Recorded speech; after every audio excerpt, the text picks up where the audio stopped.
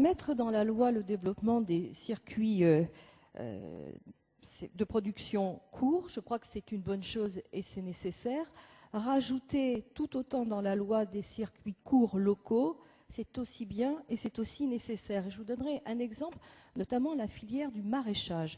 Nous avons par exemple, en développant cette filière du maraîchage qui se fait vraiment sur des circuits courts, la possibilité de relancer une filière en difficulté, la possibilité de relancer des plans de formation par rapport à un public défavorisé et voire même à un public de jeunes qui peut s'installer en micro-société. C'est également permettre d'une certaine manière de stopper l'étalement urbain et c'est aussi, c'est pas négligeable, apporter un élément qualitatif dans une filière de production et de consommation.